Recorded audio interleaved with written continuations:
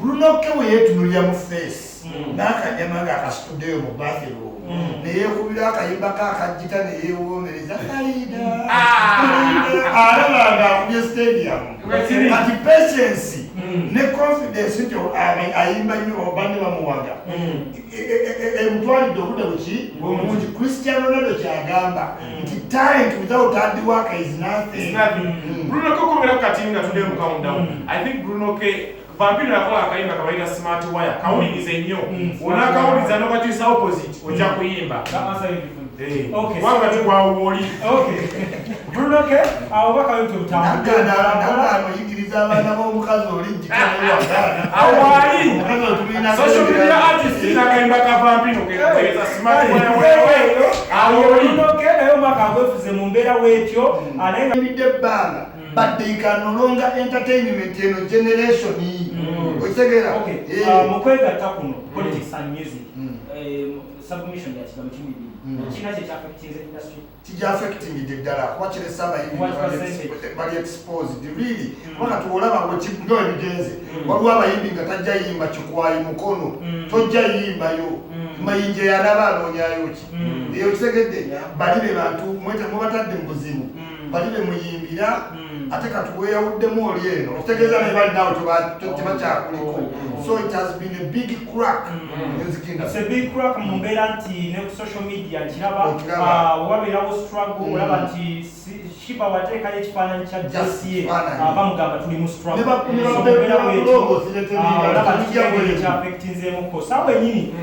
mu mbeera nga twogera ku COVID-19 lockdown nga bwetambudde then ne politics ate waliwo abayimbi betumanyi banakiiku nga ku countdowns tebabulako naye nga wetutuukidde wano tuli sofa ku namba 11 naye tetunabalaba na ku countdown awo enyini tuyingizeemu embeera y'abayimbi betutalabye omwaka guno ate bayimbi baffe basaale nnyo mu industry eno akakiiko katudde ne kalonda abasiiko kagenda kutusunosulira wano abayimbi abamu abalabikidde ku lisiti eno nga tebalabise omwaka guno tutandise ne Rema n'amakula. Yes. Yes, Rema ndi fan wa Rema mu criticize azuukuka emirundi miki mingi naye bw'otunulira Rema yakatinga image emuzibuwaliza entertainment. Yakatinga image ey'omukazi ali hambo bagagga simanyi mukyala mufumbo kati ate n'ajja n'akwata emitima gy'abafaani bangi ennyimba zakola ki zayimba which I think kyamuleetera to be satisfied mu mbaga ennyingi zebakola ki zebamubuukinga n'akoma okufuna agi erowooza beyond kuba kati Rema ku njagala n'Uganda gye bamwagala tayinza kutuga nti abula mu nomination za mamaki awards okuva lwe wa Kenzo Rema nadde wa Dr. Amuza kimubeeredde kizibu because he has to balance Dr. Amuza to stand tall as Kenzo ekizibu kuba ye Kenzo already celebrity kati obudde bwonna n'akipinga ng'ajagolinga kutereeza image yani ya Amuza mufuula ki yes naye katamate Rema amupushinze nnyo mu limelight than the doctor kati n'ata concentratinga given other factors nti kati alina n'omwaka gumu mu bufumo talina lubuto kitegeeza ta concentrating ekiro doctor yes nkuwadde all out nti emisana ajagolinga okutereza Dr. Amuza mu image yabwe ofaananyi obulaba to balance up nti yafumbira omusajja ali mu kite kya yani teyakola mistake mu Kenzo but also we are concentrating mu music ate Dr. aba ayagala okulaba nti talina tasitula amaala buli time kati awo Rema n'aba performance anti aconcentratinze nnyo mu promoting a love music n'aba under performance. So let's hope next year binakubanga setuli ye kakosetoleka bwati addako wano kakiiko nga kaleesa omukulu lupi mukuweereza omukulu addako mukuweereza akakiiko gagambye mbu ne debut out Lutalo yetu omanyi Lutalo ne Rema apart from okuba nti aganje okuba embaga ajja kuluzinga that female audience waliwo okuba embaga abadde akwagalanga ng'akisajja na kifumbo olunaku lwonna abayimbi bonna abasinga okuyimba labo mugyeko kakoze Jeffrey Lutaya n'abasigadde tebaagala kukwata lwa nsonga audience eyo buwasa bitusi bayimba ennyimba za labo kasita mukulu bali ne bwetomula nti tuwasiza kiba kiyisa buyise so David Lutalo ali kampani ebona emikolo n'embaga kyokka olunaku lwaliro mu lockdown alina ennyimba bbiri olumu lwatera mufuzi Sylvia lulinayo emikolo ya campaign olwaddako awo bitu sinelo jama however who has the budget for promotion tewali so kitegeza Lutalo wetanga so Lutalo abadde mu break abadde mu musical limbo awumuddemu yebase it's not bad because talina kyalubirira concert yali agimaze January kati basubira January enfu wabbimu tulina ebyokulonda tulina ne Feb kati simanyi ba January 2022 kati ali mu manda tumuterawo Lutalo I think ekya lyrical maturity ekyo kyakino ina flag ya Uganda tomutizika tomutakoze tukwenda kumulala tomuleke awe azukakolera kabiri na twabanja wa Lutalo yakayimba emyaka 10 lwaki tumubanja wa tekawo Lutalo tekawo tokizika musajja mukati tukiride tugeze ku Blue Radio Official Isma All Access Blue Radio Official alingaza winaendoza ali mabega wa Lujjanye enyo omutekakola Nalitegera kubanga omanyi music gaba maaso bakwazikamu maki waliwo abasajja ayimba naye nga amaaso abantu bagatwala waki walala so Gulunede abadde afaitinga omulabe mu mboozi wano zamukuka Nalongo awo wonna ng'ajakolinga social media then n'akubayo obuyimba obulungi awo ate Gulunede advantage gy'alina kiri kye nagambye nti oli star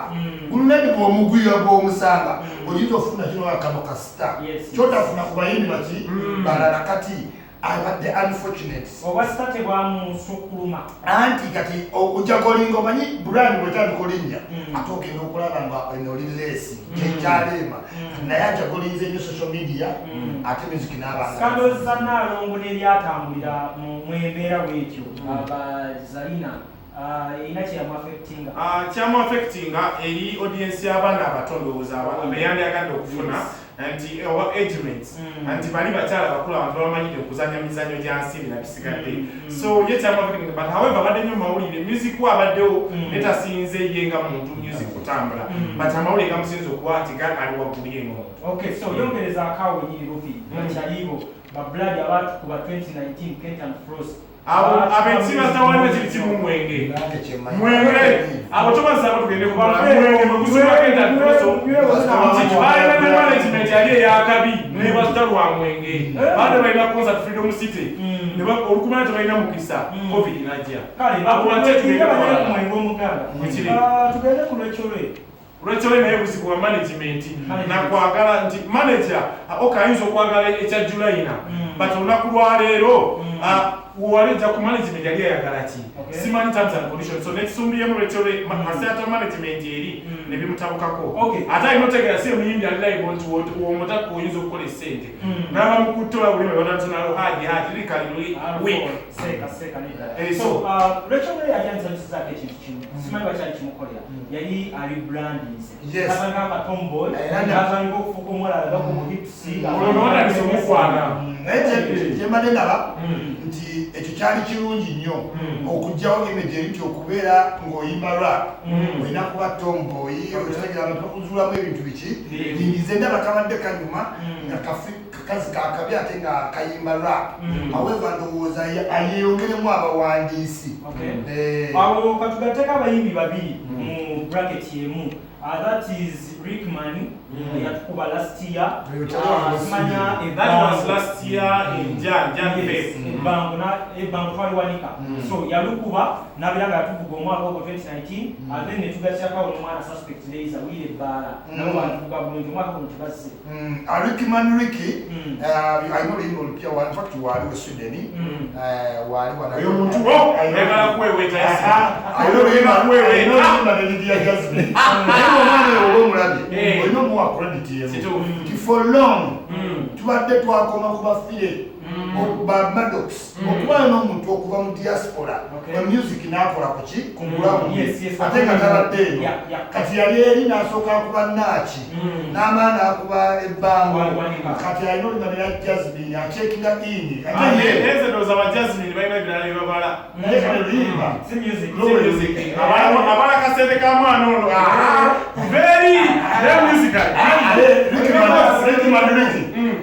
akasente ko oba kobala kakasente akakola ki akwate musango wa mupiira afuna wikire kati ye music alina n'oluyimba olulala n'omuwala w'Erandani eyo bamuyita Angelina so nze ndowooza Ricky akoze bulungi Angelina bakyekya omwana mwagala we nesimanyi agenda ku Gravity omutujju Gravity he has had funny songs situational abamba izo zita boga songs eri Gravity tabangako serious however wakola oluyimba neva vocalist nga Lutalo anakola oluyimba nga King Sam olale na nyimba zakoze n'abantu abo tibambi zina engezi zitembeteko ku Gravity but olunaku lwaleero alina oluyimba lwabaddeko mu scandal yali akoze nga oluyimba amafiina Abifex n'ebisigale n'atyo duta so abadde nnyo mu scandal ezo ndowooza n'amawulire akoze amawulire bakuya amasasi biki biti so ndowooza Gravity is never serious nti olunaku lwaleero tatya losi nti olunaku lwaleero ajja kukwata shate ku cricket oko kwata agenda kufuna mayagala akanga abyebyabe is a scare crew aleta kanga mukazi ayitewo so yomute Ismail bera ku part after part big trill yatuvuga nayo mwaka ogwedde talabise nga wetugenda kukiddako ndowooza big trill abo barapa balina oyiga n'okyusaamu blends n'ogattako weddoboozi ekitegeera kati oluyimba part after part yalina okitegeera era weeruli nebutambudde ekitegeera mpaka kadibya abatamiddeeyo ne bbaawe ne babinyigamu nga bamanyi Nigeria mu ddakiika nga ku Twitter konna Nigeria n'ekyannuma bambi ku balapa nga wenda manyi nali mmanyi agenda tufunamu akaki simanyi egyalaga naye wano ku ground katunyumira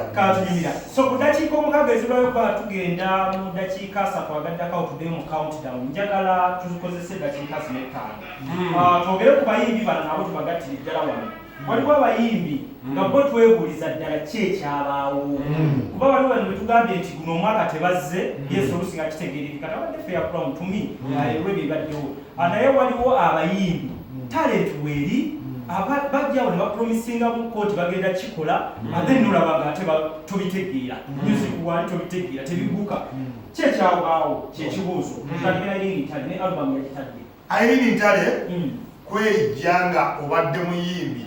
oviriddeyo mu lebo abantu ne bakuwagaawaga abasajja nakwala nagamba eyo bafuna ntono omusajja omuntu akutte nga sokoza avenue ne we bagamba nti tukola 10 katukuwe 30 yo okitegeera sigoteekamu music production bawandiisi ekitegeera so Irene Ntale yavaayo n'ayagala abanayuganda olwa husky voice ye naye ate n'akola very wrong decision mu time eyo maybe kyandimukoledde after he needed to gain more ground okuva ku ki kuba Sons Avenue brand nene ekolagana ne All Media House waliwo abatagala naginyiiza ng'ogivuddeko naawe nemusiko ne bamunyiga ki forward so yogera ku Peer Pounds ka beautiful these are social media artists oyo sagala Peer Pounds kugata aroma social media artists batya nze njagala okuwulira amazanto nakulaba Peer Pounds bw'aba yayimba okuva 2 onakulaba nga talina breakthrough 2 era bakangalagadi onakulaba ina nebebo wagita eri anda ati kyembulaga nti Peer Pounds abadde nyine mawulire alemisiriza Rema Kenzo anebirya Jasmine so kitegeeza amawulire gabika omuyimbi ne beauty ye yabika nebula so kitegeeza nti ono Peer Pounds alina okukola ennyano nti abantu baagala nnyo Rema okuwulira obuwulizi akantu nti simanyi bya Jasmine ne Peer Pounds mumulemeseza abakaga Rema kyabagoba yogera ku bafana ziiza jeno muleke maye bakitino muleke bukyava ku looja bafana nyango bayolirige so kulwange kitegeeza so kitegeeza effort gye bamuteekangamu ate omuyimbi waalinya alina ebintu byera bafana yalinya waalinya waggulu alina ebintu byatuka okukola nga shows azimisinga ebyo bimanyi bayimbi alaga lwomisinga shows emu otuwulira omukyala musi erina ekusiya so lwomisinga shows akine nga trust ekijja mu bapromota n'abantu abantu kutaddemu naawe isima kugamba nti njagala kuleeta bafana babatomuwawe yajja kugira so so ate nekya nakola ne management kati emusobola bafana talina muntu bamusobola so kitegeeza ani agenda okwongera okuteekamu sente nga teri akusobola so jeno alina kudda either eriroja oba kugenda mu lyabu aterere rehabilitation bafana kyemugambako kiri kimu bafana abantu okubalimba kubi nze isima nayagala nnyo bafana kuba nali siwulirana ku muntu ankubira dansol mu Luganda ng'ogyeko Michael nali sinafuna mwana mupya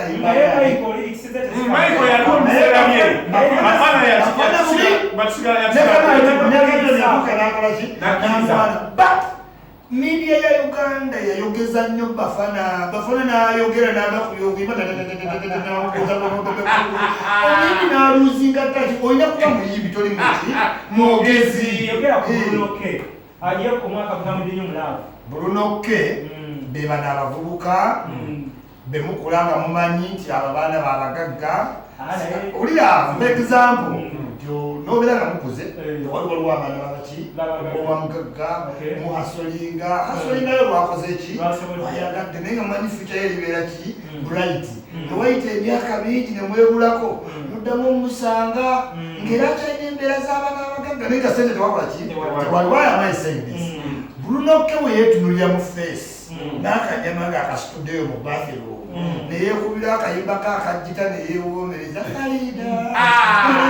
alabanga akubye stadium kati patience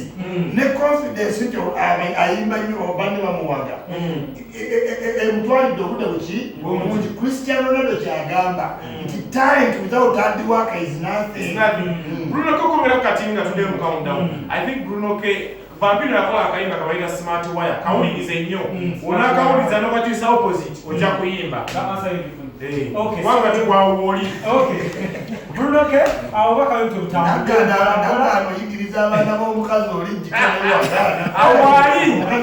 social media artist nakayimba ka Vampino keeza smart wire Bruno-K nayo mwaka gwefuze mu mbeera weetyo naye nga munzikirize tugenda kuba tuddeko mu countdown ennyimba endala 5 naye nga tugenda bya tuli mu streaming live ku Star TV Uganda Zerija ne timu gye tulina Uganda.